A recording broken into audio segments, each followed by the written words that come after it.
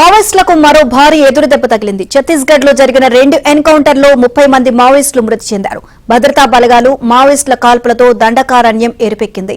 భారత్ ను నక్సల్స్ రహిత దేశంగా మార్చేందుకు చేపట్టిన ఆపరేషన్ లో ఇది మరో పెద్ద విజయమని అమిత్ షా అన్నారు.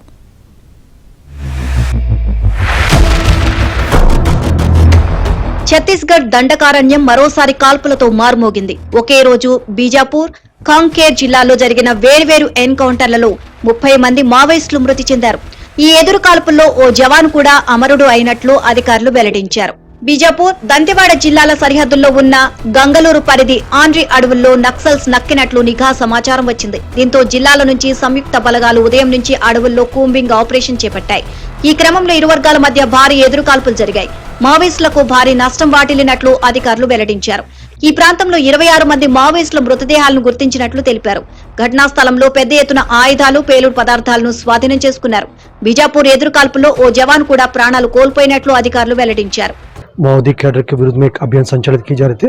इसमें प्रातः 7 बजे से लगातार अनेक बार माओवादी और सुरक्षा बल के बीच में मुठभेड़ हुई और काफी बड़ी मात्रा में AK-47 इस प्रकार का ऑटोमेटिक सेमी ऑटोमेटिक वेपन भी बरामद किए गए थे। दुर्भाग्यवश इस मुठभेड़ में हमारा एक DRG जवान बहादुरी से माओवादी से लड़ते दौरान उन्हें गोली लग गई थे। उनका उसी घटनास्थल में शहादत हो गए थे।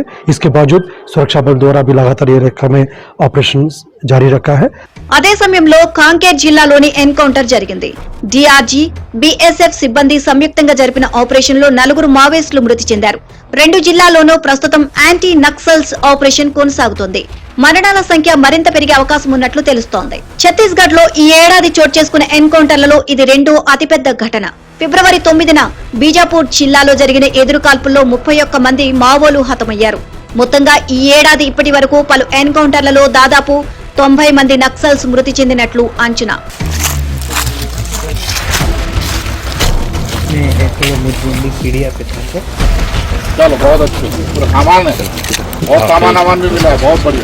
రెండు ఎన్కౌంటర్లపై కేంద్ర హోంమంత్రి అమిత్ షా స్పందించారు. భారత్ ను నక్సల్ రహిత దేశంగా మార్చేందుకు చేపట్టిన ఆపరేషన్ లో ఇది మరో పెద్ద విజయమని అన్నారు. ప్రధాని నరేంద్ర మోదీ నేతృత్వంలోని కేంద్ర ప్రభుత్వం నక్సలైట్లపై కఠిన వైఖరి అవలంబిస్తోందని పేర్కొన్నారు. వచ్చే ఏడాది మార్చి 31 కంటే ముందే నక్సల్ ముక్త్ భారత్ అభియాన్ లక్ష్యం చేరుకుంటామని అమిత్ షా ధీమా వ్యక్తం చేశారు.